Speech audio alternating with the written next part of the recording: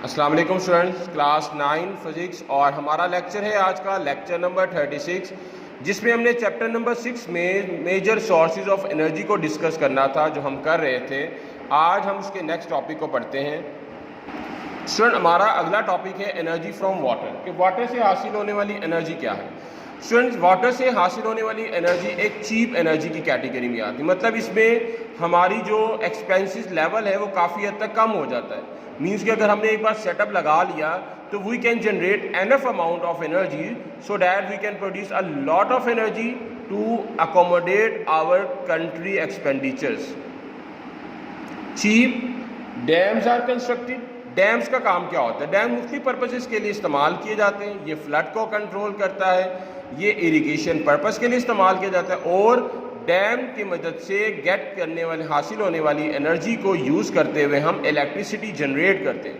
और student, water की मदद से जो हम इलेक्ट्रिसिटी जनरेट करते हैं उसके लिए जो प्लांट लगाए जाते हैं, that plants are called the hydro electric power plant, and these plant produce the energy by using the water. पानी को इस्तेमाल करते हुए इलेक्ट्रिसिटी प्रोड्यूस करते हैं। स्टूडेंट, इस तरीके से पैदा की जाने वाली जो एनर्जी है वो एनर्जी एनवायरमेंटल प्रॉब्लम क्रिएट किए बगैर प्रोड्यूस हो रही होती है। Another term is energy from the sun. Sun से हासिल होने वाली एनर्जी, आपको पता है कि हम सूरज से हासिल होने वाली एनर्जी को डायरेक्टली भी इस्तेमाल कर रहे होते हैं। आप उससे हीट लेते हो सर्दियों में, कपड़े आपने जब ड्राई करना होता है तो आप उस वक्त भी इसकी एनर्जी को इस्तेमाल कर रहे होते हो। तो हम कह सकते हैं कि सन से हासिल होने वाली एनर्जी डायरेक्टली और इनडायरेक्टली इस्तेमाल की जाती है। और this type of energy also not take part in polluting the environment. हमारी एनवायरनमेंट को भी पॉल्यूट नहीं करती। And it is also the source of life, because आपको पता है कि प्लांट जो है वो सनलाइट इस्तेमाल करते हैं during the process of photosynthesis, और हमारा काफ़ी हद तक डिपेंडेंट प्लांट्स पर होता है, वेजिटेबल्स पर होता है, फ्रूट्स पर होता है। तो इट्स मीन हमारी लाइफ जो है काफ़ी हद तक डिपेंड करती है सोलर एनर्जी पर।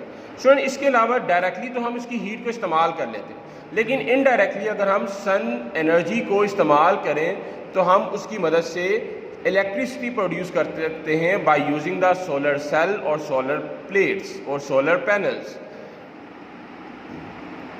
नेक्स्ट आगे बात करते हैं energy from wind.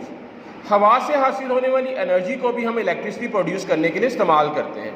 Student, wind power is use to run the wind turbines. Wind turbines क्या होते हैं? बड़े बड़े फैंस जो लगे होते हैं वो, इनको मूव करने के लिए विंड की एनर्जी को इस्तेमाल करते हैं। जब ये विंड एनर्जी बड़े बड़े विंड फार्म्स पर टर्बाइंस को रन करती है तो टर्बाइन से कनेक्टेड जो जनरेटर्स हैं, that generator are use to produce the electricity. बहुत सारे कंट्रीज ऐसे हैं जो कि विंड पावर को इस्तेमाल करते हुए अपनी एनर्जी रिक्वायरमेंट को पूरा कर रहे हैं। उनमें से दो की एग्जांपल यहाँ पे लिखी हुई है, हम उसको देखते हैं। यूनाइटेड स्टेट में 1300 मेगावाट इलेक्ट्रिसिटी डेली प्रोड्यूस हो रही है by using the wind farm. Europe के अंदर भी 100 megawatt of electricity daily produce हो रही है by using the wind farm. Wind जो है हमारे पास एक नेचुरल सोर्स है, हवा जो है कुदरती तौर पर मौजूद है।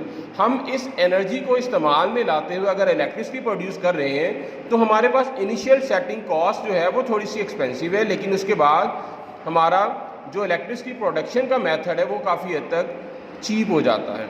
जियो थर्मल एनर्जी।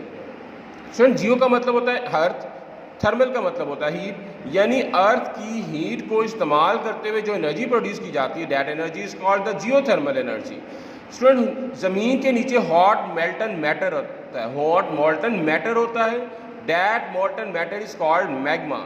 और वाटर जब हम इस मैग्मा तक पहुंचाते हैं तो वाटर जो है वो स्टीम में तब्दील हो जाता है, बिकॉज मैग्मा का टेम्परेचर बहुत ज़्यादा होता है, and we use this steam to produce energy, and this energy is called the geothermal energy, which is used to produce the electricity.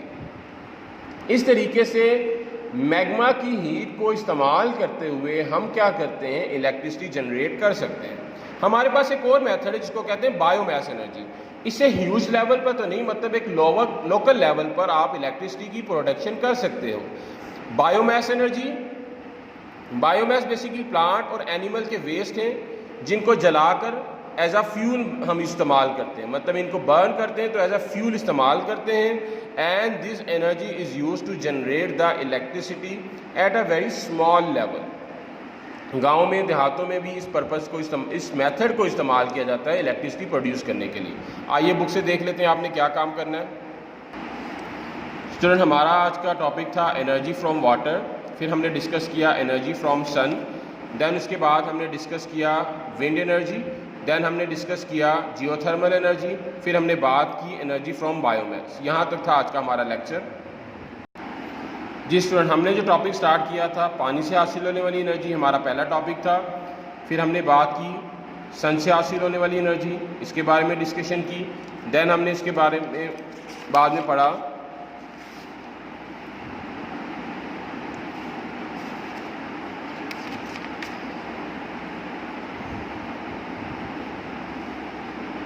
Wind energy, then हमने बात की जियोथर्मल एनर्जी की।